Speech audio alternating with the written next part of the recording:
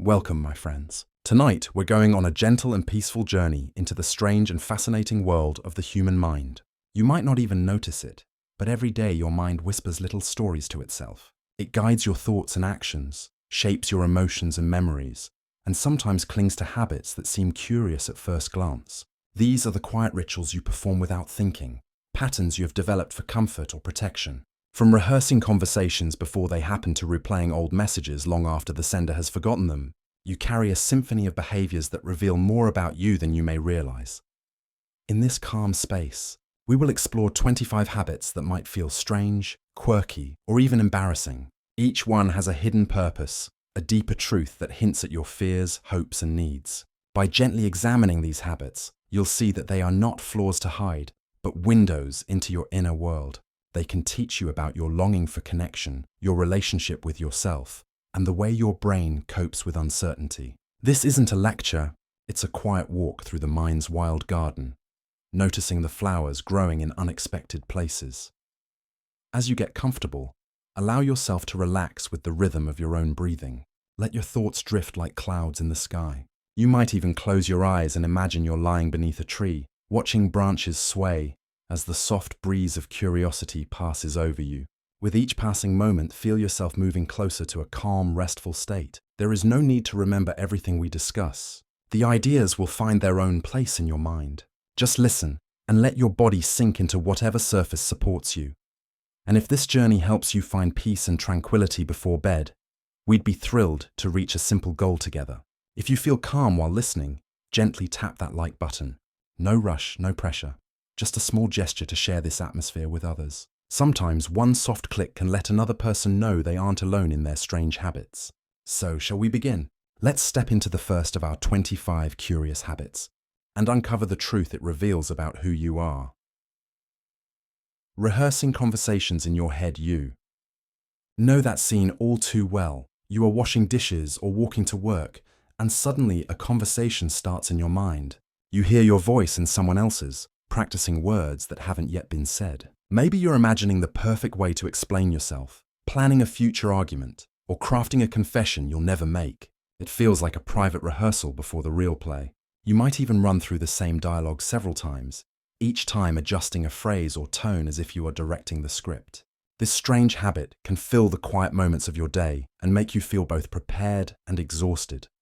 Why do we do this? Your brain evolved to anticipate danger and avoid pain, so it constantly simulates future scenarios. When you rehearse conversations, you are trying to control how you will sound and how others will react. You're seeking safety in words. There may be a part of you that fears being misunderstood or judged, and so you rehearse lines over and over. Perhaps you grew up in an environment where you were often misinterpreted, or where words were used to hurt rather than heal. By pre-playing events in your head, you hope to reduce the uncertainty. Your imagination becomes a training ground for conflict or connection, and the more nervous you feel about the interaction, the more elaborate your mental play becomes. Under the surface, this habit reveals a tenderness. It shows that you care about what you say and how you are perceived. You long to be heard accurately, and you want to avoid hurting others. It also suggests you may struggle with trust. Trust in your ability to handle surprise, and trust that your relationships can withstand spontaneity. Perhaps there is a perfectionist streak within you, wanting to get things right the first time. Or maybe you worry that your raw, unplanned words will expose vulnerabilities. Whatever the cause, your inner rehearsals highlight a deep desire to be understood and to avoid shame. They show that you measure your worth through language, and that you often imagine worst-case responses to protect yourself. Take a gentle breath and recognize that rehearsing isn't foolish. It is a protective reflex of a sensitive mind. The next time you notice yourself scripting a talk with someone, pause and ask yourself what you're truly afraid of. Are you worried about rejection, conflict, or looking foolish? Then consider if perfection is really possible or even necessary. Sometimes the most genuine connections happen when we speak without preparation and allow ourselves to be messy and real. If you can let go of the need to control every word, you might find that conversations become more alive and less draining. Your value doesn't depend on a flawless performance. You can exhale and trust that your truth, however imperfect, is enough. When you notice yourself rehearsing yet another conversation, consider giving those words a home outside your head. Jot down what you want to say in a journal, then close it and trust that the paper will hold your thoughts until you need them. You can also practice improvisation in low-stakes interactions. Ask a barista about their day, or call a friend without an agenda. Slowly, you'll prove to yourself that you can handle unexpected turns in dialogue. Over time, your rehearsals may become shorter, and spontaneous moments will begin to feel less frightening. With practice, the gap between what you imagine and what you live can shrink, bringing relief and authenticity. Talking to yourself out loud. Maybe you whisper to yourself while cooking, narrate your steps when you tidy up, or have full conversations with an empty room as if someone else could hear you. You might catch a glimpse of your reflection while folding laundry and mutter, "Okay, first the towels, then the shirts," as though saying it aloud makes it more real. People sometimes smile when they see someone talking to themselves, but for you, it might be a deeply comforting ritual. When you speak your thoughts, the world feels a little less chaotic, as if you are giving shape to the invisible stream of consciousness within. Neurologically, talking to yourself helps you organize thoughts and maintain focus. It externalizes working memory, letting your brain offload information so it can attend to other tasks. Children often talk their way through puzzles and play. Adults just learn to silence that voice. Your self-talk may surface when you're under stress or excited, when a task requires planning, or when you need to motivate yourself. It can also be a form of self-soothing. Hearing your own voice reassures you that you exist and that you have agency. You might even adopt a more encouraging tone than the critic inside your head. When we talk to ourselves, we are reminding ourselves that we are here, we are capable, and we're not alone inside our minds. If you frequently find yourself narrating your day, it could indicate that you value clarity and structure. You want to make sure you don't forget anything important. And hearing the words helps you commit to your intentions. It may also reveal a nurturing side. By cheering yourself on or reasoning out loud, you show yourself kindness that you didn't always receive from others. Conversely, if your self-talk is critical or anxious, it may suggest that you internalized harsh voices from the past. Either way, talking to yourself exposes your relationship with yourself, whether you are supportive and patient or judgmental and demanding. It's a mirror reflecting how you hold space for your own thoughts. There is nothing wrong with voicing your inner dialogue. In fact, it can be a powerful mindfulness practice. However, notice the tone and content of your self-talk. If you find yourself berating yourself, try to soften the words. Instead of, "I'm so stupid, try that was a mistake. I'll learn from it." And if you feel embarrassed talking aloud, remember that your brain is simply sorting information. Give yourself permission to speak to yourself with the kindness you would offer a friend. You are your own companion for life. Your words can either wound or heal. Choose them gently, and watch how your body relaxes when your voice becomes a soft ally rather than a critic. If you're unsure how to change your self-talk, try speaking aloud words of encouragement. For example, say to yourself, "You've got this," before starting a task, or "It's okay to make mistakes," when you're learning something new. You can also record a voice memo of supportive phrases and play it back when you feel anxious. This might feel strange at first, but your nervous system responds to tone more than logic. Hearing yourself speak kindly conditions your brain to feel safe. Over time, you may find that your spontaneous self-talk grows more compassionate. Talking to yourself can be a way to parent yourself, offering the guidance you always deserved. Liking to be alone, but hating to feel lonely. There's a tension you might recognize. You savor evenings spent in your own company, reading or painting or simply letting your mind wander. But when you spend too much time alone, a heavy feeling creeps in, a hollow ache you call loneliness. It's confusing to be someone who loves solitude but fears isolation. You look forward to quiet weekends and then find yourself scrolling through your phone, craving connection, wondering if you're missing out.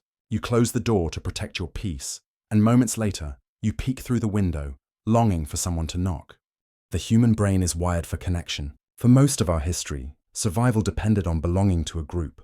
Yet solitude is also valuable. It provides space for creativity, self-reflection, and rest. When you enjoy being alone, it means you have a rich inner life and find comfort in your own presence. But when solitude drifts into loneliness, your nervous system signals that it's time to reach out. Loneliness isn't a judgment on your worth. It's an evolutionary nudge reminding you to seek support. In modern life, we can physically survive alone, but emotionally starve without meaningful bonds. So you can love your independence and still feel a pang of loneliness. both states are natural and human. This habit of toggling between solitude and loneliness reveals that you value authenticity. You're not satisfied with surface-level interaction. You crave deep connection. Your discomfort doesn't stem from being by yourself, but from feeling unseen or unimportant to others. It shows that you are selective about your relationships and hold your energy as sacred. Loneliness, then, is less about the absence of people and more about the absence of resonance. When you feel lonely, it's a sign that you want to be understood, not just surrounded. It points to a desire for community that fits your true self, rather than any group for its own sake.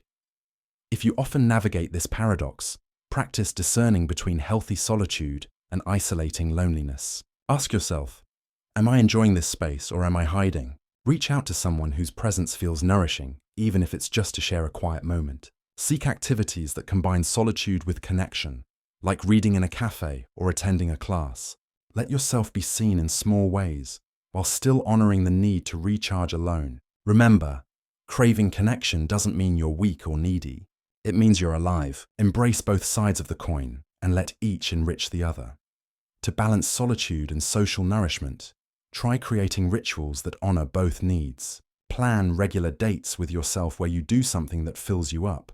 Read under a tree, cook a favorite meal, or walk by the water. And schedule connecting moments with people who energize you.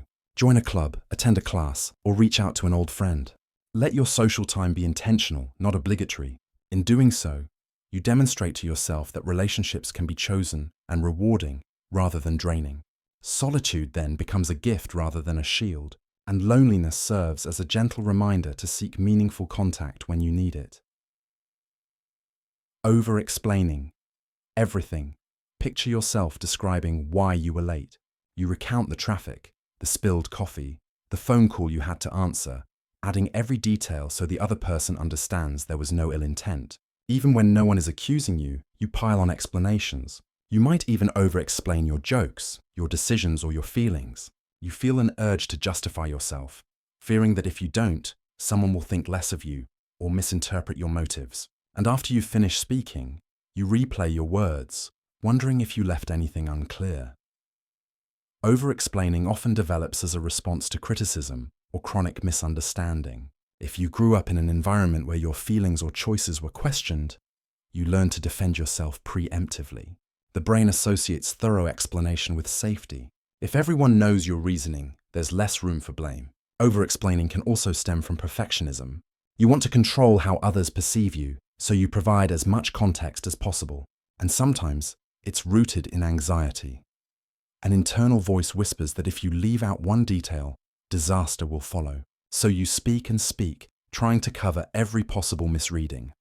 This habit reveals an underlying fear of being misjudged and a strong desire to be seen as good or competent. It shows that you might struggle with boundaries, feeling responsible for managing other people's perceptions. You may believe your worth depends on how well you can explain yourself.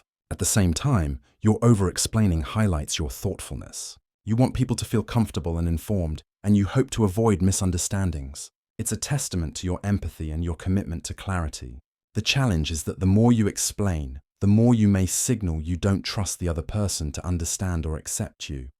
When you catch yourself spiraling into a long justification, pause. Ask, do I owe this explanation? Is my motive to connect or to control? Try stating your point simply and trust that it's enough. Let silence do some of the talking. If someone asks for more detail, offer it, but don't assume you need to fill every moment with your reasoning. Remember that you cannot prevent all misinterpretations. People will see you through their own lenses.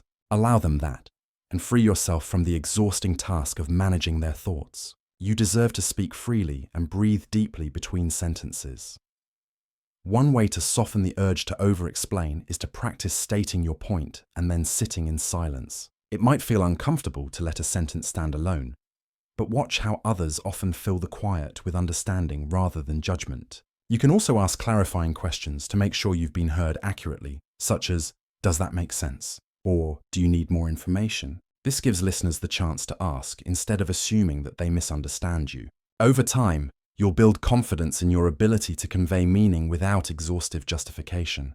Remember, brevity can invite curiosity and deeper conversation.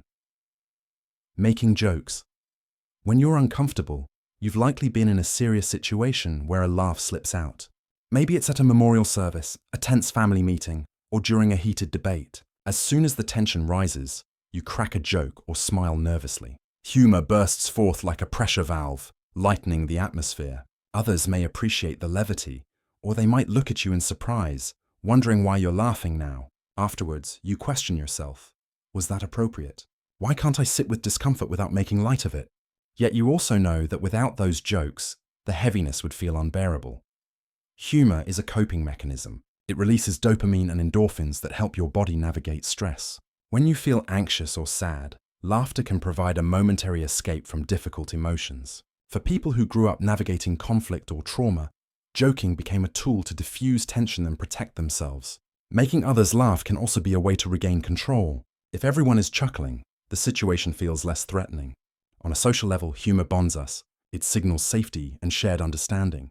So when you joke during uncomfortable moments, your brain is trying to connect, to soothe, and to shield you from deeper pain. This habit reveals your sensitivity to emotional atmospheres. You feel the weight of others' feelings as if they're your own, and you instinctively try to lift that weight. It also indicates that you may struggle with vulnerability. Laughing when you're hurt prevents you from feeling and expressing your raw emotion. You fear that if you cry or show anger, you'll be judged or overwhelmed. Your jokes therefore become armor as much as medicine. They protect the tender parts of you that haven't always felt safe to be seen. They show that beneath your humor lies a deep well of empathy, but also a fear of drowning in your feelings. When you sense a joke emerging during a difficult moment, take a breath. Ask yourself if laughter will truly serve you or others right now. Sometimes humor can open hearts and ease pain.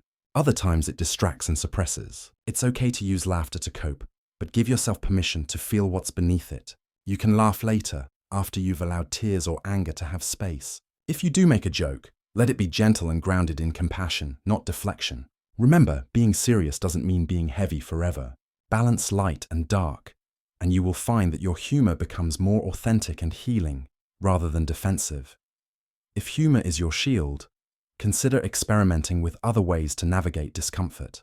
The next time you feel a joke rising, try naming what you're feeling: fear, sadness, vulnerability, either to yourself or out loud if you feel safe. You might say, "I'm feeling nervous sharing this," before you speak. Or, if you crack a joke, follow it up with a more sincere statement like, "I laugh when I'm uncomfortable because this is hard for me to talk about." Allow people to see behind the smile. You'll likely find that they feel relieved to know they're not the only ones who struggle with heavy emotions. You don't have to let go of humor entirely. Just let it join hands with honesty. Constantly rechecking things. Imagine yourself leaving the house, keys in hand, and walking back to double-check the front door. Did you lock it? You twist the handle again. Maybe you've already checked it twice. On your way to work, a shadow crosses your mind. You can't remember unplugging the iron. Panic begins, so you picture your apartment burning. You text a friend to check, or you turn around. Even small actions like sending an email are followed by repeated rereading, making sure you didn't misspell a name or forget an attachment. This incessant rechecking may make you late, but it offers brief relief from a surge of anxiety. Our brains use checking behaviors to reduce uncertainty. They stem from a survival mechanism. Early humans who double-checked that the fire was out or the cave was secure might have avoided danger. Today, life is complex and full of open loops. When you check something, your brain gets a small hit of relief. Yes, it's locked. However, that relief is short-lived, so the urge returns. For some, rechecking becomes part of obsessive-compulsive patterns, where intrusive thoughts trigger anxiety that can only be eased by repeating a ritual. Even without a clinical disorder, stress or lack of sleep can make us doubt our memory and thus check more. We fear the consequences of forgetting, so we invest time in verifying. This habit reveals an underlying fear of catastrophe and a deep sense of responsibility. You worry that if something goes wrong, it will be your fault. Perhaps you were criticized harshly in the past for small mistakes, so now you try to prevent them at all costs. Rechecking also indicates that you may not trust your memory or intuition. You lean on external verification because your internal sense of certainty feels weak. Yet this also means you care about safety, detail, and follow-through. You want to protect yourself and those around you, and there is an organized, conscientious part of you that values doing things properly. Next time you feel the urge to recheck, pause, breathe, and remember that your mind is seeking control in a world that is sometimes uncontrollable. Ask yourself if checking again will truly change the outcome. If possible, create simple systems. Say locked out loud as you turn the key, or write a quick checklist. These small actions help reassure your brain. If you're dealing with obsessive thoughts, reach out for support. You don't have to navigate it alone. Trust grows slowly. Each time you choose not to check, you teach your mind that it can tolerate uncertainty. Over time, the grip of this habit may loosen, and your walks to work can feel lighter. If you're caught in a loop of rechecking, experiment with rituals that provide closure without repetition. For example, take a photo of your locked door or unplugged iron, or say a particular phrase each time you complete a task. Like, the stove is off. This gives your brain a clear marker it can refer back to when doubt arises. You can also practice tolerating the discomfort of uncertainty by gradually postponing checks. Wait a few minutes before rechecking, then gradually extend the time. Celebrate each small victory of not going back. Over time, you teach yourself that the world doesn't fall apart when you trust your first action. Feeling awkward. Receiving compliments. A friend tells you that your idea was brilliant. Instead of smiling and saying, "Thank you," you shrink inside or deflect with a joke. Compliments make your skin feel too tight. You might look away, mumble something self-deprecating, or change the subject. Sometimes you dismiss praise entirely. "Oh, it was nothing," because letting it land feels uncomfortable. This reaction can confuse the people who admire you. They want to give you a gift, but you subtly push it away. Inside, you wonder why you find it so hard to simply accept kindness. You might even rehearse your responses later, wishing you could have said something better. Compliment aversion often arises from a disconnect between how others see you and how you see yourself. If you grew up with criticism, you may have internalized a voice that tells you you're never enough. When praise arrives, it clashes with your self-concept and triggers cognitive dissonance. Your brain doesn't know how to integrate it, so it dismisses or deflects the words. Sometimes cultural factors play a role. You might have been taught that humility means downplaying your strengths, or you fear that accepting a compliment makes you arrogant. For some, praise feels like a spotlight, and the attention feels unsafe. There's vulnerability in being seen, even when it's for something good. This habit shows that you may struggle with self-worth and receiving. It suggests a belief that you must earn love through performance, and that good things are conditional. At the same time, your discomfort reveals humility and awareness. You don't let praise inflate your ego. You hold yourself to high standards. Yet rejecting compliments can actually signal to others that you doubt yourself or that you don't trust their judgment. It might even prevent you from letting supportive feedback nurture your growth. Remember, people compliment you because they genuinely appreciate something about you, and allowing their words to land can strengthen your connection. Practice accepting compliments as an exercise in receiving. When someone praises you, pause, look them in the eye, and say, "Thank you."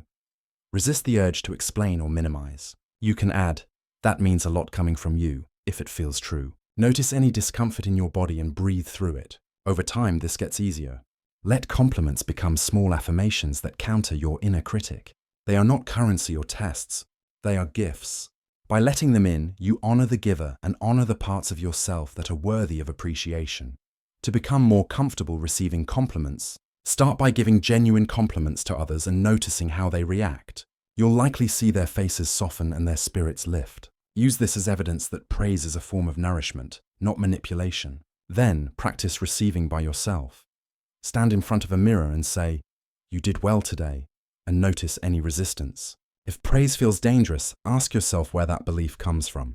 You can also try writing down compliments you receive and reading them later to internalize them. Remember, accepting a kind word doesn't mean you're arrogant. It means you're acknowledging your own worth. Listening to the same song on repeat. There's a track in your library that has echoed through your headphones hundreds of times. When you feel sad, you press play. When you're celebrating, you press play. In the car, at home, even before falling asleep, the same melody runs like a comforting thread through your days. You might be surprised at how much joy, tears, or nostalgia one song can carry. Sometimes you worry that you're stuck, that you should explore new music, but the familiar chorus draws you back, and each repetition feels like returning to a safe shore. Repetition is soothing for the brain.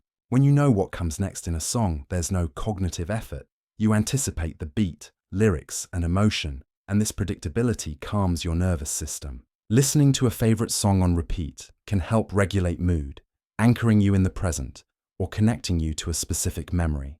Research shows that music triggers dopamine release, and familiar music may provide extra comfort because it's associated with positive moments in your life. In times of stress or change, the mind seeks stability, and the looped song becomes a ritual of emotional self-care.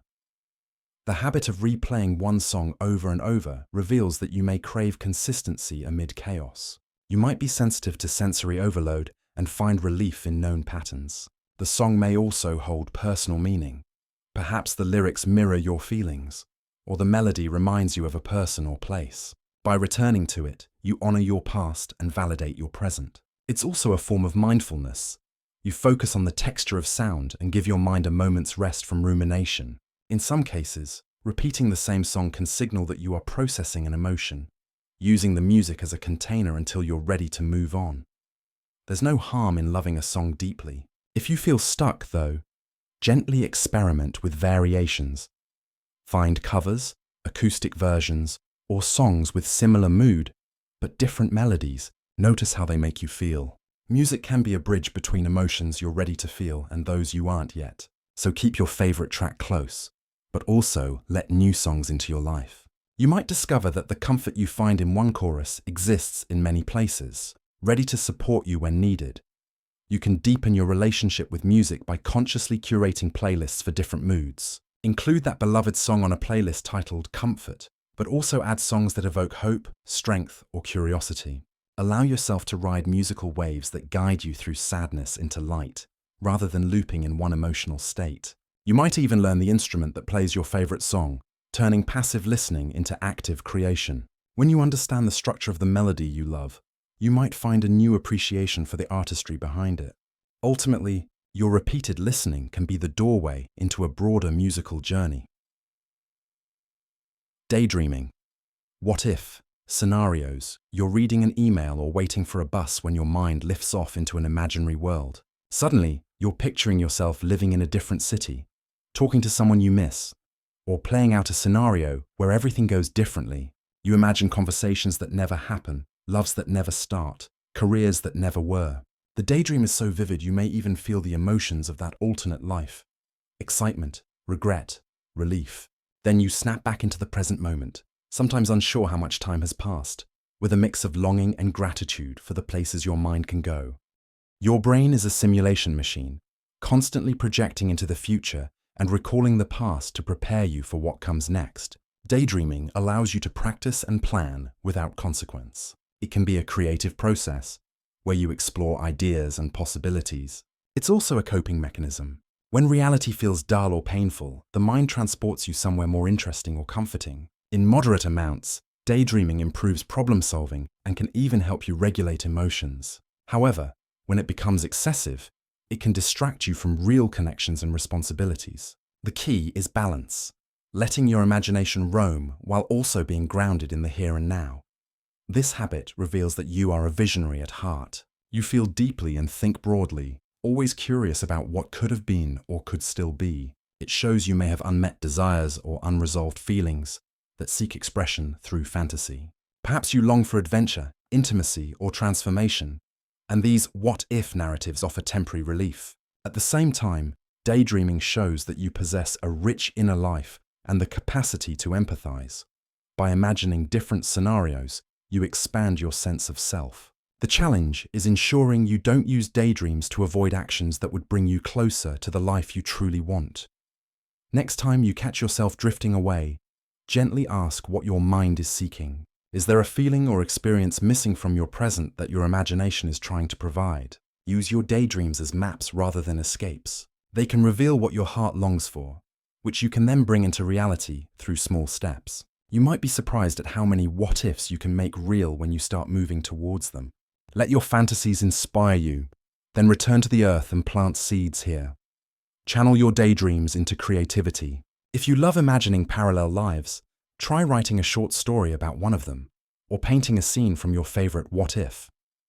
Use these scenarios to understand your desires, When you fantasize about living by the ocean, perhaps your soul is telling you to spend more time near water. If you imagine confronting someone, maybe you need to assert your boundaries. When you anchor your daydreams in creative expression or action, they become seeds for transformation rather than mere distractions. Honor the imaginative parts of your mind.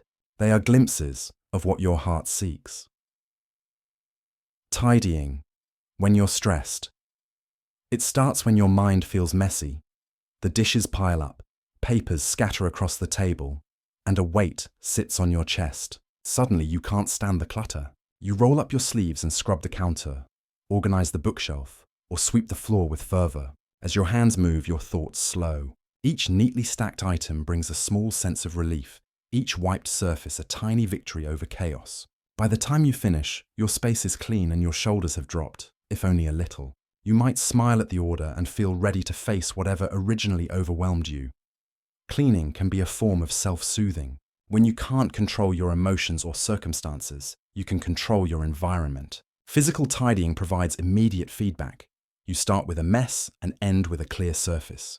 Your brain releases dopamine as you complete tasks, reinforcing the behavior. Studies also show that organized spaces can reduce stress and improve focus, whereas clutter can increase cortisol levels. So when you sweep or sort, your nervous system relaxes, signaling safety. It becomes a ritual to process anxiety without sitting still and stewing. Movement helps discharge energy, and order on the outside can foster calm within. If tidying is your go-to coping mechanism, it may reveal that external order helps you feel internally secure. You might have grown up in an unpredictable environment, so creating structure brings comfort. It also indicates a desire to be productive. You feel better when you see tangible results of your efforts. At the same time, compulsive cleaning can signal that you're avoiding something deeper. Perhaps you're anxious about a conversation, decision, or feeling, and cleaning is a socially acceptable distraction. The challenge is to differentiate between tidying to support yourself and tidying to avoid facing your mind. Next time you feel the urge to clean in response to stress, take a breath and ask yourself what you're trying to tidy in your life. Is it a looming task, an emotional knot, or a relationship issue? You can still organize your space, but allow it to be a conscious act of care rather than an escape. Consider journaling or talking to someone about what's truly bothering you once the kitchen is sparkling. Balance external order with internal awareness, and you'll find that both your home and heart feel lighter. Use tidying as a mindful practice rather than a compulsion. As you fold clothes or wash dishes, focus on the sensations, the warmth of water, the texture of fabric, the scent of soap. Let each movement be a meditation. Afterwards, instead of moving straight on to the next task, sit in your clean space and notice how your mind feels. If underlying worries surface, jot them down and address them later, perhaps with a friend or therapist. This way, cleaning becomes both physical and mental release. You'll begin to appreciate tidying as one of many tools for grounding, alongside journaling, exercise, and deep conversation. Rereading old messages at night. You scroll through an old conversation thread, reading texts you and someone else exchanged months or years ago. You might smile at inside jokes, wince at awkward moments, or feel a rush of nostalgia for the connection you shared. Sometimes you reread compliments or reassurances when you need encouragement. At other times, you revisit arguments, analyzing each sentence to understand what went wrong. The screen glows in the dark as you relive past emotions through words, noticing details you missed the first time. And when you finally put the phone down, you feel both comforted and unsettled. Our brains are storytelling machines, and messages are tangible pieces of stories we've lived. Rereading them triggers the same neural pathways that were active when you first experienced those moments. In a way, it's time travel. You might be seeking to reconnect with someone who's distant now, or to understand yourself better. Revisiting kind words can boost self-esteem. Revisiting painful messages can help you find closure. However, repeatedly looping through old conversations can also trap you in rumination, preventing you from moving forward. It can become a proxy for actual connection, offering a phantom warmth that never fully satisfies. This habit reveals that you hold memories close and cherish your relationships. You value words as proof of affection or evidence of misunderstandings. It may also indicate a fear of forgetting. You keep these exchanges alive to avoid losing them. If you obsess over hurtful messages, it suggests unresolved hurt and a desire to make sense of conflict. If you constantly revisit happy messages, it may hint at a present lacking similar affirmation. At its core, rereading old texts shows how much you care about meaning and connection, and how you use written words to affirm your reality. When you find yourself scrolling through history, pause and ask why. If it brings joy or insight, let yourself savor those feelings and then gently return to the present. If it leads to pain, consider whether there's unfinished business you need to address. Perhaps it's time for a conversation, a letter, or letting go. You can also create new positive messages by reaching out to someone, writing a kind note, or starting a fresh conversation. The past is a teacher, not a destination. Read it, learn from it, and then write new chapters in your life. If rereading old messages keeps you tethered to the past, create a ritual for saying goodbye. Print out the conversation or write the key sentiments in your journal, then ceremonially archive or delete them. This act acknowledges their importance and creates closure. You can also write a letter to the person, whether or not you send it, expressing what you learned from the relationship and what you're ready to let go of. And when you feel the urge to scroll back, ask yourself if your present needs attention instead. Seek meaningful connection in the current moment. New messages can be written when you open yourself to new conversations. Always sitting in the same spot, you walk into a classroom, cafe, or bus, and without thinking you head to your usual seat. Even in your own home, you gravitate to a specific corner of the couch or side of the bed. This is your spot, your zone. If someone else is sitting there, you feel off balance, perhaps even annoyed. Your body knows where it belongs, and sitting elsewhere makes your shoulders tense. At the same time, you might chuckle at yourself. Why is a different seat such a big deal? Yet day after day, your feet carry you back to that same place. Humans are territorial creatures. Claiming a seat is a small way of staking out safe space in a world we can't control. It reduces cognitive load. You don't have to decide where to sit each time. Familiarity breeds comfort. Your brain associates that spot with specific activities, like studying or relaxing, which can trigger the appropriate mental state. From an evolutionary perspective, returning to the same place meant better chances of survival. Knowing your environment intimately helps you detect danger. In social settings, sitting in the same spot may also help create a sense of belonging to a group. This is my place, and I matter here. This habit reveals your need for routine and security. You may be sensitive to overstimulation, so a consistent seat provides stability. It also shows that you form attachments easily, even to objects or spaces. If someone sits in your spot, it may feel like a minor violation of boundaries. On a deeper level, having a place that's yours can reflect a desire for recognition. You want to feel seen and anchored. Conversely, it might indicate reluctance to step out of comfort zones. Changing seats could challenge you to see the world from a new angle, literally and figuratively. Consider gently experimenting with sitting somewhere different once in a while. Notice how it feels. Does it spark new thoughts or make you uncomfortable? There's no right or wrong seat, but exploring different places can remind you that you're flexible and capable of adapting. You can still return to your favorite spot when you need grounding. Having a personal base doesn't mean you can't explore. It means you have a home inside yourself that you can carry wherever you sit. To shift your relationship with seating, try intentionally choosing different spots in safe environments like a cafe or at home. Notice how the view changes your perspective or mood. Perhaps a new seat brings you closer to a window, giving you more light. Or maybe sitting at the end of a table makes you feel more in control. As you experiment, remind yourself that your sense of home is within you, not tied to a particular chair.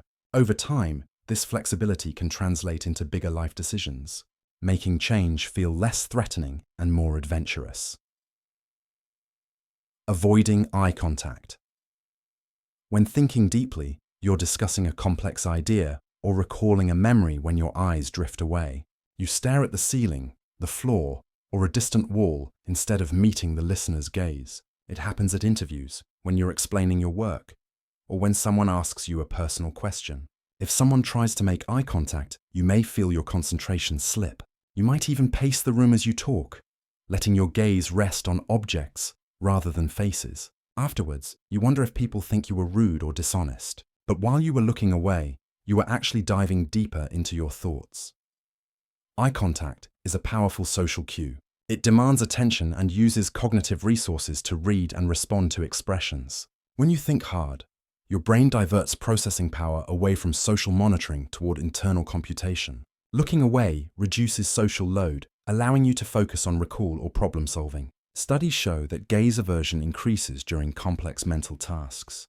This is why children look away when trying to remember something and why adults break eye contact when telling stories. It's a natural way to manage cognitive load. However, in some cultures or contexts, not looking someone in the eye can be misinterpreted as deception or disrespect. This habit indicates that you prioritize mental clarity over social performance. You may be an internal processor who needs space to think before responding. It also suggests that you are sensitive to social cues. Eye contact may overwhelm you when you're concentrating. On another level, it can reveal discomfort with intimacy. Maintaining eye contact makes us feel vulnerable, so averting your gaze when discussing personal topics may protect you from feeling too exposed. It doesn't mean you're dishonest. It means you need to feel safe to open up. If you worry about how this habit is perceived, you can communicate openly. Tell your conversation partner, "I tend to look away when I'm thinking. It helps me concentrate, but I'm still listening." This helps them understand your behavior.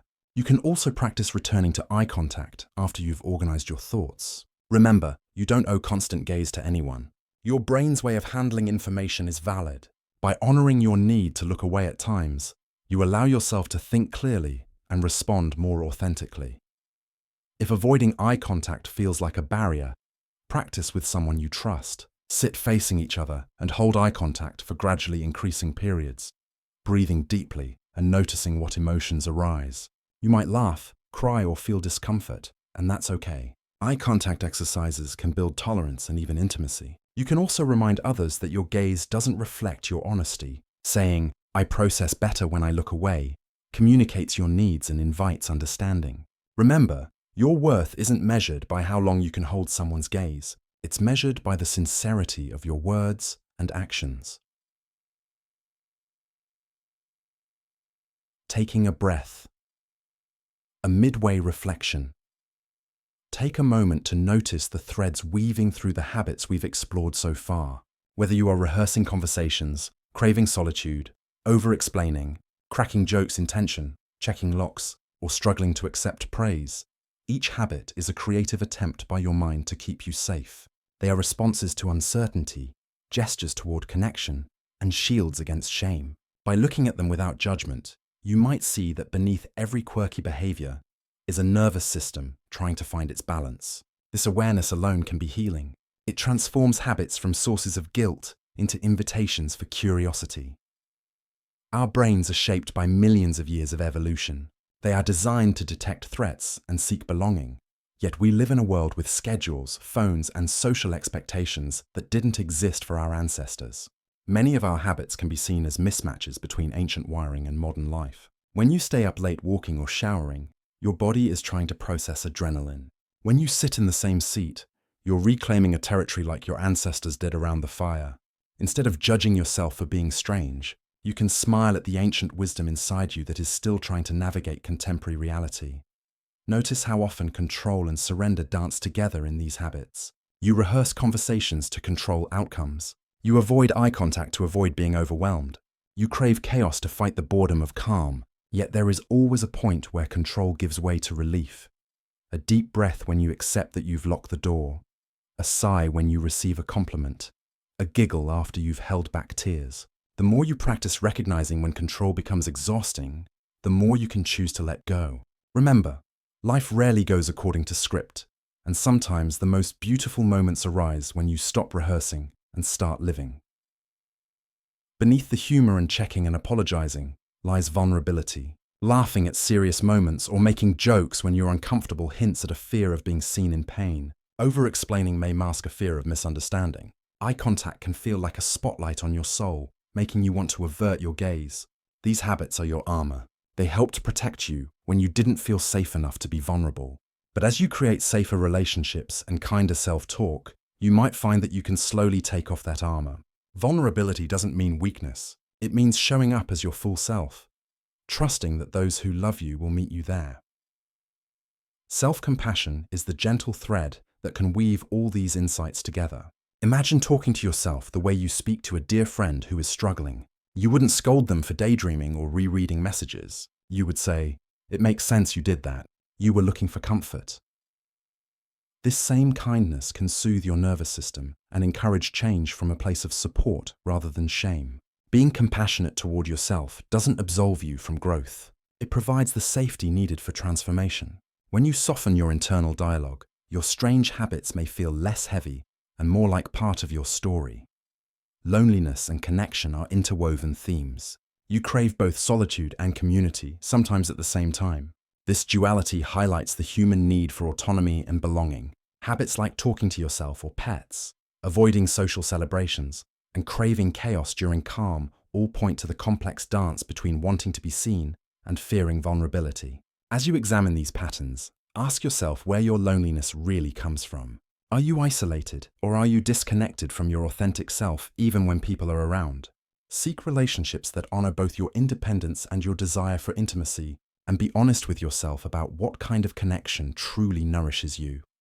Nostalgia and attachment to the past also emerge throughout these habits. Rereading old messages, rewatching comfort shows, and listening to the same song on repeat show how we use familiarity to ground ourselves. It's natural to revisit moments that made us feel safe and loved, yet holding on too tightly can prevent us from living in the present. Letting go doesn't mean forgetting. It means carrying forward the lessons and warmth from the past while making room for new memories. Consider creating rituals for honoring your history while gently stepping into the unknown. For instance, dedicate a journal page to cherished memories, then close it and return to the present moment with gratitude. Emotions are visitors in the house of your mind. Anger, for example, often masks hurt or fear, and jokes can cloak sadness. When you slow down, you may discover that behind every habit is an unspoken emotion seeking recognition. Allow yourself to name what you feel without judgment. You could say, "I'm anxious right now," or "I feel unworthy." Labeling your emotions engages the prefrontal cortex and can reduce their intensity. It also creates space between you and the feeling, allowing you to respond rather than react. Through this practice, your habits become messengers, delivering information about your inner world. Each habit can be transformed into a conscious ritual when you bring awareness and intention to it. If you find yourself tidying when stressed, turn it into a mindful practice. If you crave chaos, channel that energy into creative projects. If you imagine worst-case scenarios, use that same imagination to prepare and then release. In this way, your behaviors evolve from unconscious reactions to purposeful actions. Rather than letting habits control you, you let them teach you what you need, and you choose healthier ways to meet those needs. As we continue, let this interlude serve as a breath between insights. There are more habits to explore, each with its own story and lesson. You may find some resonate more deeply than others. You might recognize yourself in several. Keep an open heart and mind as we move through the rest of our journey. Remember, there's no rush to change. Awareness is the first step. Compassion is the second. With those two guides, you can gently shift patterns that no longer serve you while embracing the parts of you that do. Take another slow inhale and exhale. Feel your body sinking deeper into rest. We're halfway through our journey. Let's continue with the next habit, bringing with us the insights and gentleness we've cultivated so far. Apologizing too much. Someone bumps into you, and you blurt, "Sorry." You preface many requests with, "I'm sorry to bother you," and you apologize for things beyond your control. The weather, someone else's mistake, your existence taking up space. When friends tell you that you didn't do anything wrong, you still feel compelled to apologize. Sometimes you catch yourself saying sorry when you meant thank you. For instance, "Sorry for making you wait," instead of "Thank you for waiting." This reflexive apology may seem polite, but deep down, it can feel heavy, as if you're constantly at fault simply for being. Excessive apologizing often develops from a combination of social conditioning and personal experiences. In many cultures, especially for women, politeness is equated with subservience. People learn that saying sorry softens their presence and reduces potential conflict. If you grew up in an environment where you were blamed frequently, or your emotions were invalidated, you may have internalized guilt as a baseline state. Apologizing then becomes a way to preempt criticism. It also serves as a social lubricant, smoothing interactions by signaling humility. Unfortunately, overusing the word can diminish its meaning and reinforce feelings of inadequacy. This habit signals a deep fear of being an inconvenience and a desire to keep the peace. It shows that you prioritize others' comfort over your own, sometimes to your detriment. You may also struggle with self-esteem, believing that taking up space is burdensome. On the positive side, your frequent apologies highlight your empathy and awareness of others' feelings. You care about how your actions affect people, and you don't want to cause harm. The key is to differentiate between necessary apologies and automatic ones that serve no purpose. The next time you feel an apology rising, pause and ask yourself, did I do something wrong that warrants an apology? If not, consider alternative phrases. Instead of sorry for rambling, try thank you for listening. Instead of sorry I'm late when circumstances were beyond your control, you might say thank you for your patience. Use apologies when you've genuinely hurt someone, and let gratitude replace guilt in other situations. By limiting your apologies to moments when they truly matter, you honor both yourself and others more authentically. To reclaim the power of your language, consciously replace unnecessary apologies with statements of gratitude or clarity. Next time you feel sorry for asking a favor, say, I appreciate your help, instead of sorry to bother you. When you're late due to unforeseen circumstances, try, thanks for waiting, rather than sorry I'm late. This shifts the focus from guilt to appreciation. Notice how your body feels when you choose gratitude over apology. Over time, your sense of self-worth can shift accordingly.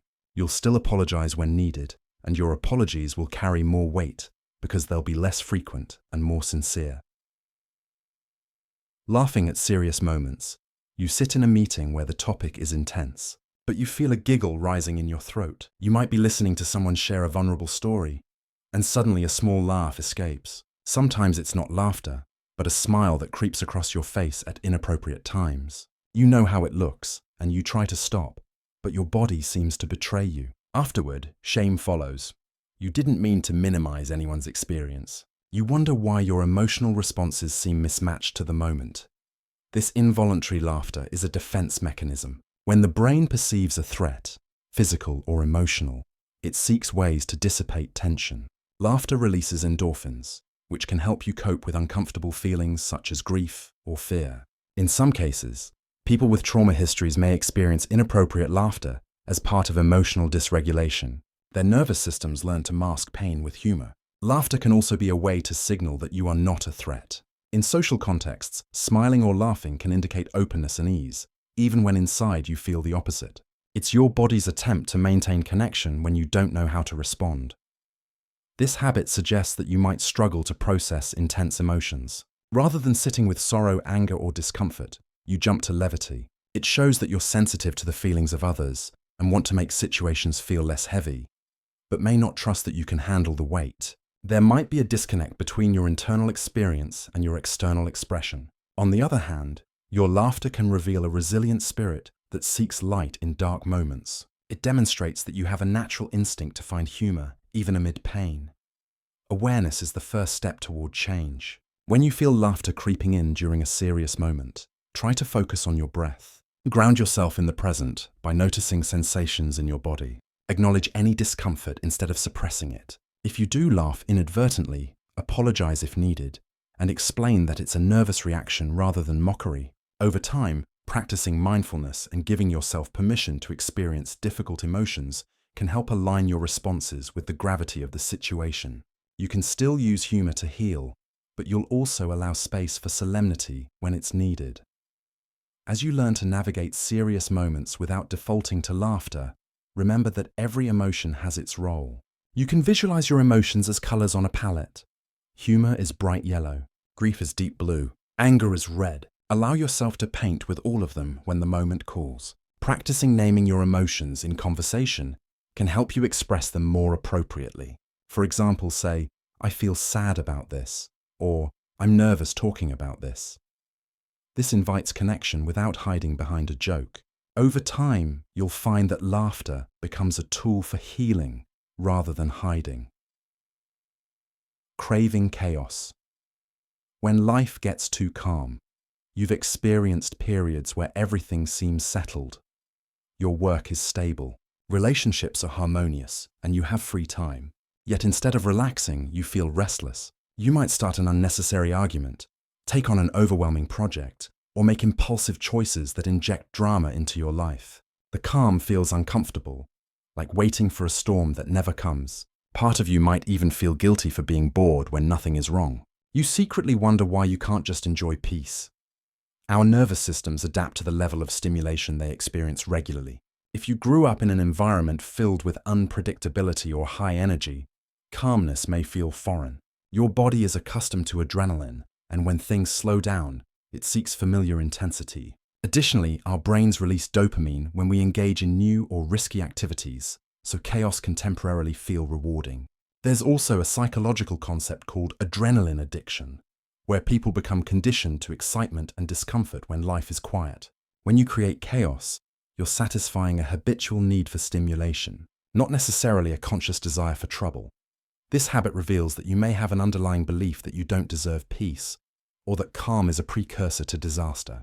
It shows that you might equate excitement with aliveness and equate calm with emptiness. You might also fear that without external drama, you'll have to face internal discomfort or unresolved trauma. Craving chaos suggests that your baseline stress level is high, and tranquility feels threatening because it's unfamiliar. On the other hand, it also means you are capable, resilient, and bored by mediocrity. You crave growth and challenge. You just need to channel that energy into healthy pursuits. When you notice yourself stirring up drama, pause. Ask, what emotion am I trying to avoid? What healthy challenge can satisfy my desire for excitement? Consider channeling your energy into creative projects, fitness goals, or learning new skills. Practice calming activities like meditation or gentle movement to retrain your nervous system. Remind yourself that peace is not emptiness.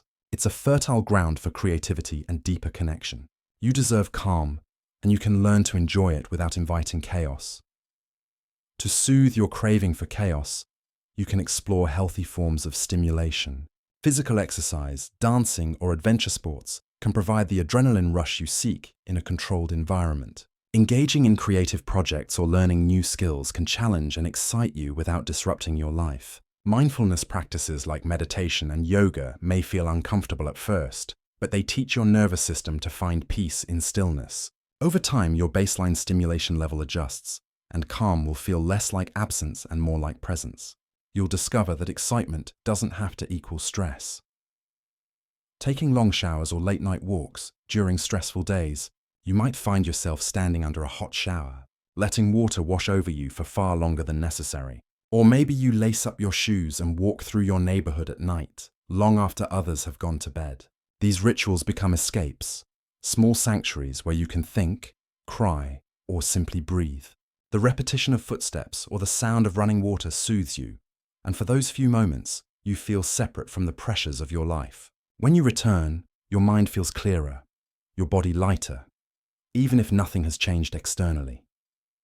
Water and movement have profound effects on our nervous systems. Showers provide tactile stimulation and sensory isolation.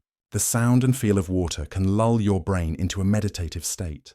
Walking rhythmically grounds you in your body and helps integrate the left and right hemispheres of your brain. Both activities stimulate the parasympathetic nervous system, which calms the stress response. The privacy of late-night walks or long showers also offers time for introspection. Without the gaze of others, your thoughts can wander freely. These habits become rituals of cleansing, physically and emotionally. Taking extended showers or nighttime strolls reveals that you value solitude and sensory experiences as ways to process emotions. It suggests that you may not have many safe spaces to express your feelings openly, so you retreat to these rituals to release them quietly. It also shows that you listen to your body's cues. You know when you need to step away and reset. However, if these habits become excessive to the point of avoiding responsibilities or relationships, it could indicate burnout or depression. Pay attention to whether the ritual rejuvenates you or numbs you. Embrace these practices as intentional self-care. When you shower, imagine the water washing away worries. When you walk, synchronize your breath with your steps and let your thoughts drift. Afterwards, take a moment to journal or talk to someone about what came up. If you find yourself using showers or walks to avoid important tasks, try setting a timer to keep them nourishing rather than numbing. The goal is to use these rituals to connect with yourself, not disconnect permanently. When you step out of the shower or finish a nighttime walk, spend a few moments acknowledging the emotional shift. Ask yourself, What did I release? What did I discover? Let these rituals become conversations with yourself. You can also diversify your coping tools, gentle stretching, slow breathing, or listening to calming music. If you tend to overuse one ritual, have alternative practices ready. This creates a self-care toolbox, so you don't depend solely on water or night to soothe you. In time, you'll be able to access a sense of relief without always needing to escape to the bathroom or street. Feeling empty. After success, you've reached a milestone you worked toward for months or years. A promotion, a degree, a creative project. Friends congratulate you and you smile, but inside you feel a strange hollowness. The celebration passes quickly and you're left thinking, is this all? You might even feel guilt for not feeling happier. You immediately look for the next goal, fearing the emptiness that comes with completion. Sometimes you miss the struggle, the sense of purpose that pursuing the goal provided.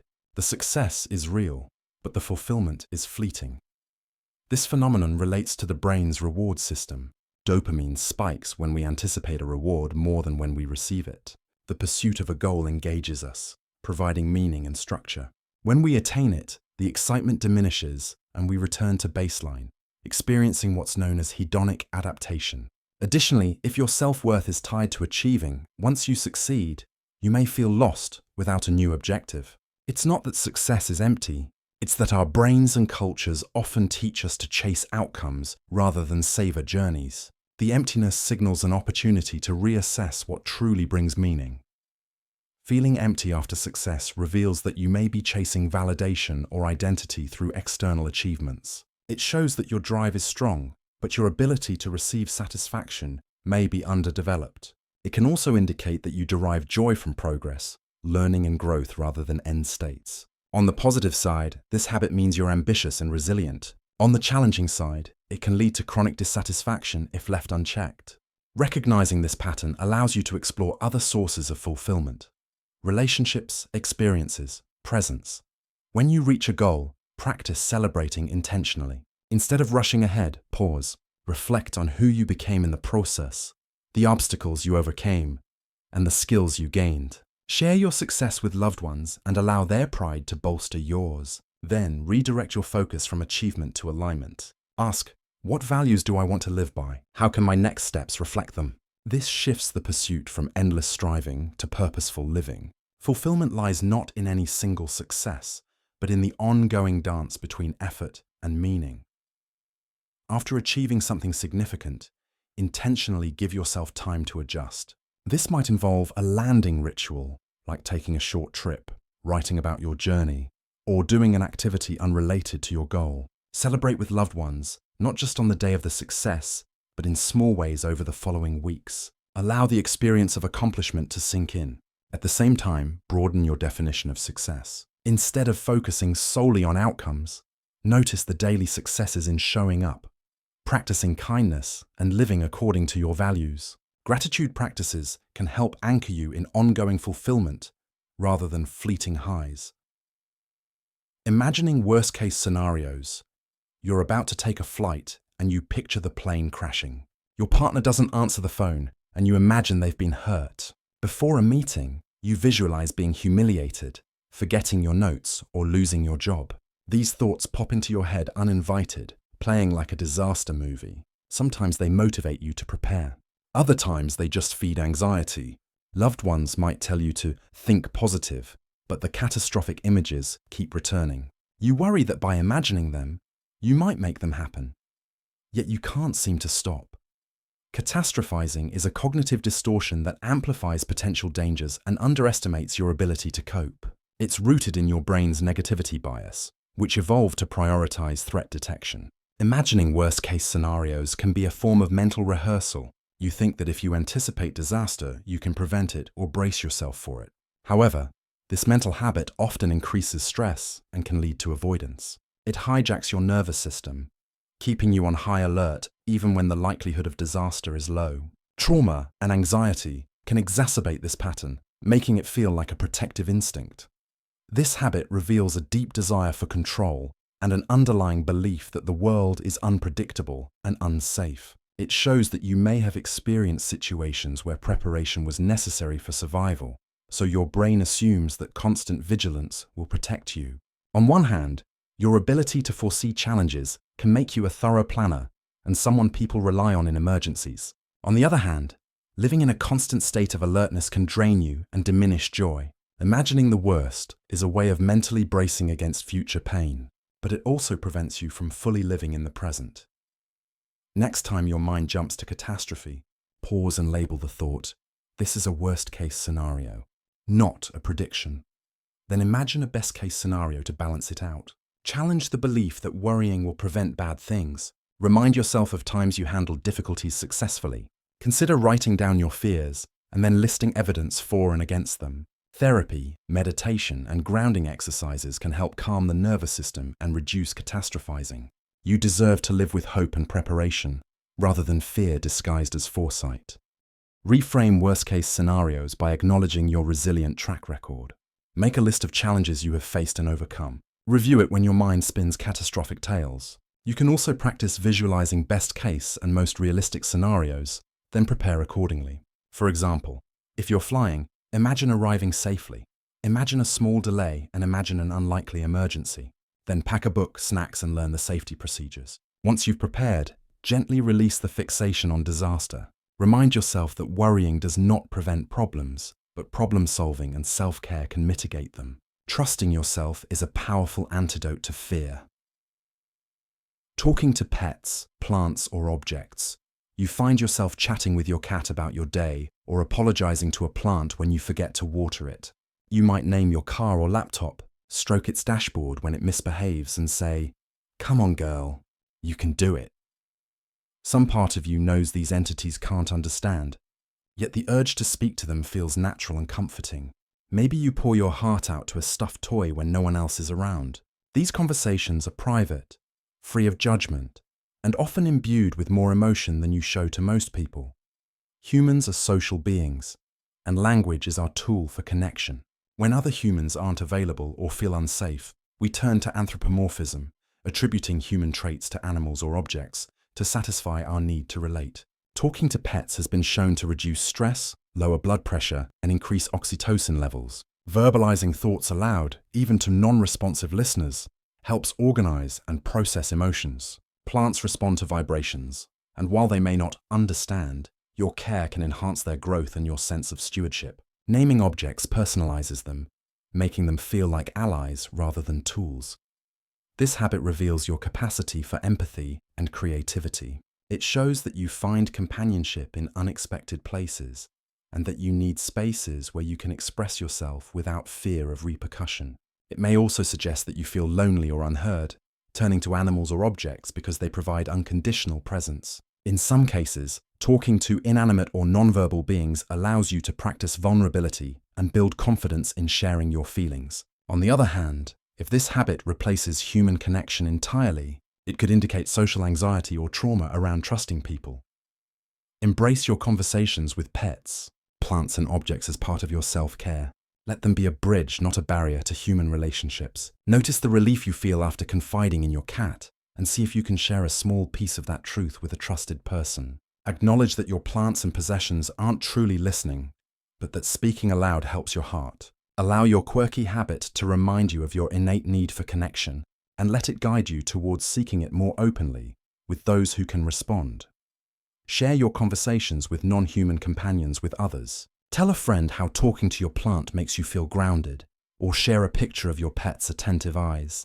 You might find they do the same. This builds community and reduces any shame around your habit. At the same time, keep nurturing human connections by seeking people who listen without judgment. Support groups, therapy, or creative circles can provide safe spaces to be vulnerable. Let your love for animals and objects remind you that you have a capacity for deep care. Channel that tenderness into relationships with humans who appreciate you. Wanting to disappear. When overwhelmed, you might be in the middle of a crowded room when suddenly the urge to vanish hits you. Maybe you feel like curling up under blankets and never coming out, or you fantasize about packing a bag and running away to a place where no one knows you. Overwhelm crashes over you like a wave. Too many demands, too many emotions, too much noise. You feel yourself shutting down, your mind becoming foggy. Flight becomes the only instinct, and invisibility seems like the only relief. You worry that if people see you in this state, they will judge or expect things you cannot give. This reaction is a stress response. When your nervous system senses threat, be it a physical danger or emotional overload, it activates survival strategies. While some people fight and others freeze, many flee. In modern life, overwhelm can trigger the same instinct that helped our ancestors avoid predators. Wanting to disappear is your body's way of seeking safety and conserving energy. It might stem from trauma, chronic stress, or social anxiety. Dissociation, where you feel detached from yourself or your surroundings, can also accompany the urge to vanish. This is the psyche's way of protecting you from sensory or emotional overload. The habit of wanting to disappear reveals that you may be carrying more than your nervous system can comfortably handle. You likely have a strong sense of responsibility and a sensitive soul that absorbs the energy around you. When you reach a tipping point, your body tries to protect you by retreating. It also shows that you might not have learned healthy boundaries or coping mechanisms for intense emotions. On the positive side, your awareness of overwhelm means you recognize when you need rest. Your instincts are telling you to seek refuge. Listen to this impulse, but respond with care. When you feel like disappearing, try taking a step back rather than running away entirely. Excuse yourself, find a quiet space, and breathe deeply. Ground yourself by naming 5 things you can see and 5 you can feel. Remind yourself that it's okay to leave a situation that isn't safe for you, even if only for a few minutes. Over time, work on building boundaries and communicating your needs so you don't reach the point of wanting to vanish. You have the right to take up space, and you don't have to disappear to find peace. When the urge to disappear strikes, gently ground yourself in your body. Place your hand on your heart or stomach and take slow breaths. Whisper, "I'm here." Name 3 things you can see, 2 things you can hear, and 1 thing you can touch. If the overwhelm is social, excuse yourself to the bathroom or step outside for air. Afterwards, reflect on what triggered the urge and what support you need. Reach out to someone you trust and share your experience. By acknowledging the desire to flee and tending to it with care, you teach your nervous system that you can handle intensity without vanishing. Avoiding celebrating birthdays. Your birthday approaches, and instead of planning a party, you feel dread. You may downplay the day, saying, "It's just another day," or scheduling work to keep busy. Even when friends want to celebrate, you feel uncomfortable blowing out candles or being the center of attention. You might show up at your own gathering feeling awkward, secretly wishing it would pass quickly. At the same time, you may feel sad when the day goes by quietly, as if your life isn't worth acknowledging.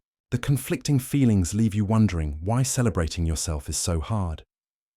Birthdays mark the passage of time and bring attention to your existence. For some, this triggers anxiety about aging, mortality, or unmet expectations. If you experience disappointing birthdays in childhood, forgotten parties, parental conflict, or comparison to siblings, you may associate celebration with pain. People who grew up avoiding attention may equate celebration with vulnerability.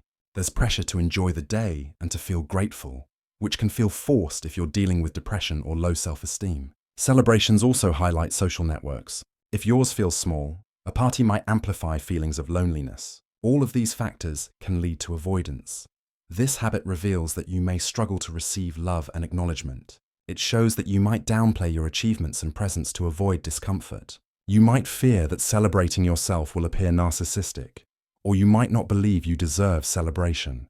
At the same time, your discomfort with birthdays points to a yearning for meaningful recognition. You want to feel valued for who you are, not just because it's a calendar date. It's possible that the traditional ways of celebrating don't fit your personality, so the mismatch adds to your reluctance. Consider redefining what a celebration means to you. Instead of a party with lots of people, perhaps a quiet dinner with a few close friends would feel better. Instead of gifts, maybe an experience or a day alone in nature would nourish you. Allow yourself to feel whatever emotions your birthday brings up without judgment. Birthdays can be complicated, but they are also opportunities to honor your life in whatever way feels authentic. Give yourself permission to both avoid and embrace certain traditions. Let the day be a reminder that your existence is valuable, even if you celebrate it in your own quiet way. If you struggle to celebrate your birthday, think about what you want the day to represent. It might be a private reflection on how you've grown, a gratitude list, or a ritual of letting go of what no longer serves you. You could volunteer, plant a tree, or cook a meal you love. Perhaps you write a letter to yourself each year and read the previous letters. Redefining celebration can transform the day from a source of anxiety to an opportunity for intentional self-honoring. Remember, acknowledging your life doesn't require balloons or cake. It requires a willingness to see yourself with kindness. Getting angry when you're actually hurt.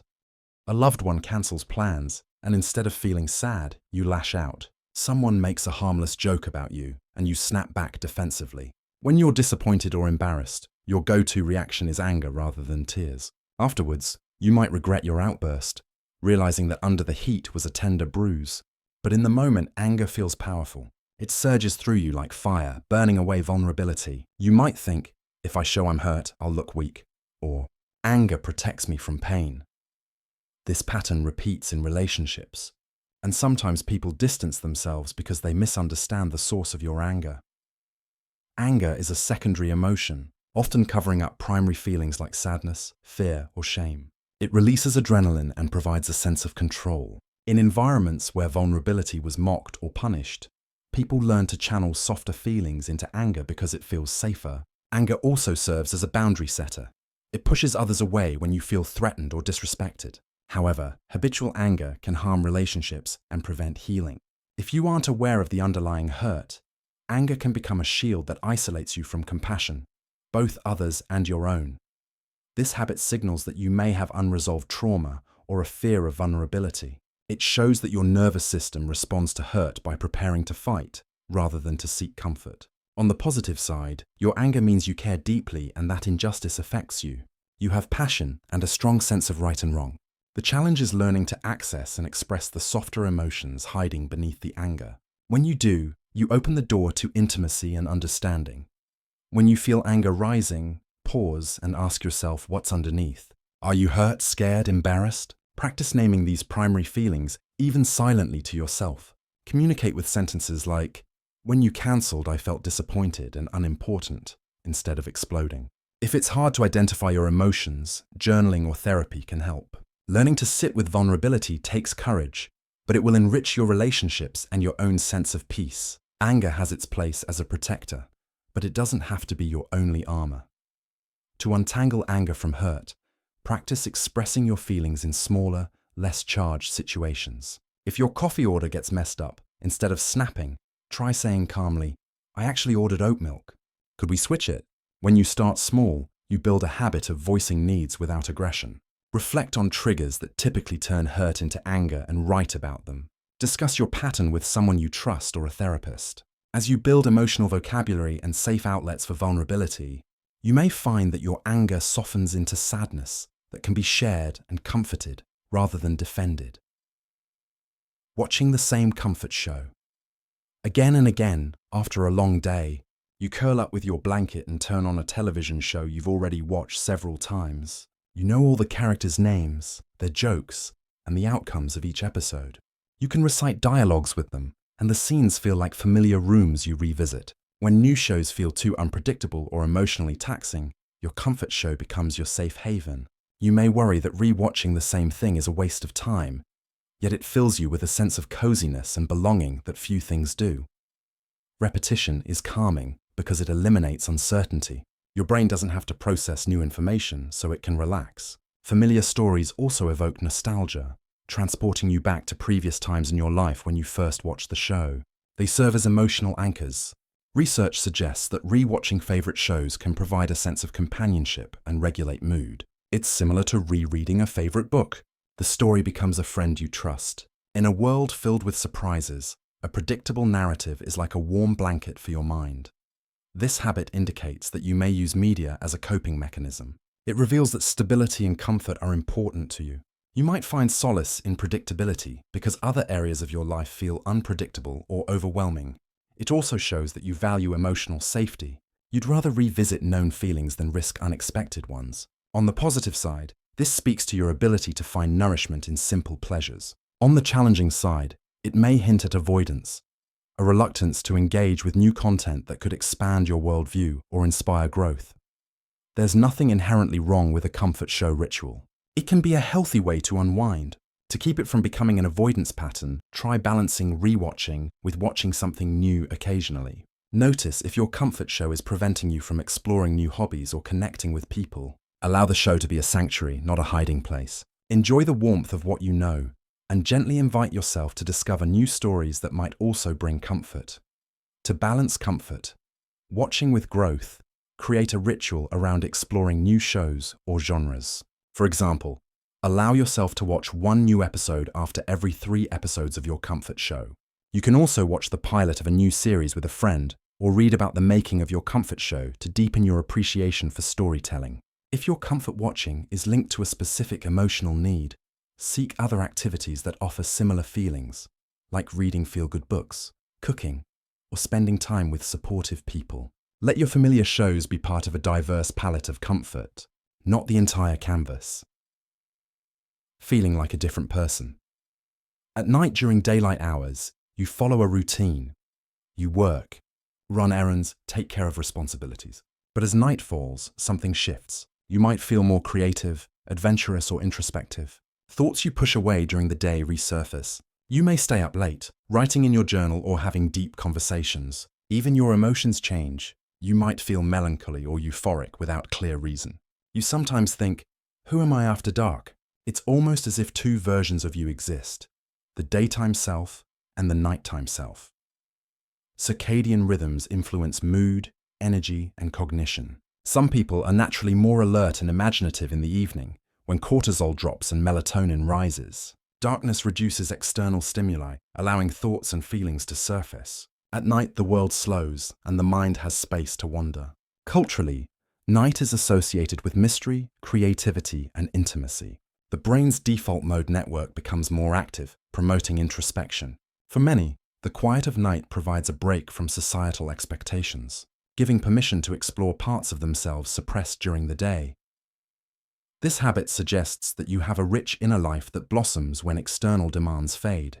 You may be a night owl, or you may simply need more space than daytime allows. It also indicates that you compartmentalize your identity, one self for the public eye, another for private moments. Nighttime may reveal suppressed emotions, desires, or creativity. It's a time when your defenses lower and you feel more authentic. On the flip side, staying up late regularly can disrupt sleep, affecting your health. Be mindful of whether your nocturnal habits serve you or sabotage you. Embrace the parts of you that awaken after dark and consider integrating them into your daytime life. If you feel more honest at night, practice speaking your truth in the morning. If creativity flows in the evening, carve out a small creative space during lunch. Maintain healthy sleep hygiene by giving yourself a wind-down routine and boundaries around bedtime. Honor the gifts of night and the structure of day, letting them inform each other. You are not 2 people. You are one person with different facets illuminated by different light. Your daytime and nighttime selves don't have to feel like separate entities. You can integrate them by noticing which qualities emerge at night: creativity, honesty, sensuality, and inviting them into your days. For example, if you write poetry at midnight, jot down a few lines during lunch. If you feel more social in the evening, schedule a morning call with a friend. Pay attention to what suppresses your nighttime self during the day, perhaps fear of judgment or rigid schedules, and see if small changes can make daytime more expansive. Integrating these parts of you leads to a more continuous sense of identity, reducing the tension between day and night. Conclusion. We have traveled through 25 habits that might have seemed odd or even shameful when you first noticed them in yourself. Along the way, we learned that each habit carries a message about what you need and who you are. Rehearsing conversations told us about your longing to be understood. Talking to yourself reflected how you organize your world. Liking solitude yet fearing loneliness revealed your desire for authentic connection. Over-explaining hinted at your fear of judgment and your dedication to clarity. Cracking jokes when uncomfortable showed how you use humor to cope with vulnerability. Checking doors and locks highlighted your careful nature and anxiety around catastrophe. Your struggle to receive compliments pointed to self-worth issues and humility, while looping a favorite song or show showed your brain's need for predictability and comfort. Daydreaming, tidying, rereading old messages, and sitting in the same seat each unveiled a part of you. Your imagination, your desire for control, your nostalgia, and your need for security. Avoiding eye contact, apologizing reflexively, and laughing at serious moments hinted at how you manage cognitive load and navigate social expectations. Craving chaos, taking long showers, and feeling empty after success spoke to your nervous system's baseline, your rituals of cleansing, and your relationship with accomplishment. Imagining disasters showed your brain's caution, while talking to pets and wanting to disappear when overwhelmed showed your need for non-judgmental spaces and safe escape. Avoiding birthdays, expressing anger to mask hurt, rewatching comfort shows, and feeling different at night. Each carried truths about your relationship with attention, vulnerability, routine, and identity. The thread running through all of these habits is not weakness, but humanity. Each behavior is a strategy for meeting an unmet need, coping with distress, or seeking connection. Instead of labeling yourself as strange, you can view your quirks with compassion. When you notice yourself sliding into a familiar pattern, pause and ask, what is this habit trying to do for me? Then honor the need it expresses. Seek support, set boundaries, rest, create, speak, or simply breathe. The goal is not to eliminate your habits, but to understand them so you can respond with intention instead of reaction. As we end this journey, take another deep breath. Let your shoulders soften and your jaw unclench. You have spent the last couple of hours exploring the subtleties of your inner world. Perhaps you feel seen, or perhaps you feel challenged. Either way, know that there is no right way to be. Your mind's peculiarities are part of your uniqueness. If this story helped you relax or offered insight, consider sharing it with others by tapping that like button. And remember, you are not alone. Many of us speak to ourselves, sit in the same seats, and rewatch the same shows. Together, we can normalize these quiet, comforting rituals and give ourselves the grace to be human. Now, drift into rest, carrying with you the understanding that you are whole, even in your strangest moments. Throughout this exploration, remember that understanding yourself is a continual process. Habits evolve, circumstances change, and so do you. What feels like a compulsive pattern today might transform into a mindful ritual tomorrow. What appears odd in one phase of life may reveal its wisdom in another. Growth is not linear. It loops and spirals like the very thoughts we've discussed. Offer yourself patience as you uncover new layers of your behavior. There is no end to self-discovery, only deeper awareness and kinder choices. You are also part of a larger tapestry. As you listen to this story and notice your own habits, consider how many others are doing the same. Behind every window, someone is replaying a conversation, making a joke to hide their fear, or walking late at night to clear their mind. When you meet someone who seems strange, remember they are navigating their own secret habits, trying to feel safe and loved, just like you. Let this awareness foster empathy. Perhaps share this video with a friend and talk about which parts resonated. Connection grows when we reveal our inner worlds to one another. Finally, let rest be your companion. The mind is an active, creative organ. It will continue spinning stories and habits long after this video ends. Sleep and relaxation give your brain space to integrate what you've learned. As you prepare to drift off, let go of any urgency to change. Simply appreciate the quiet courage it took to look inward.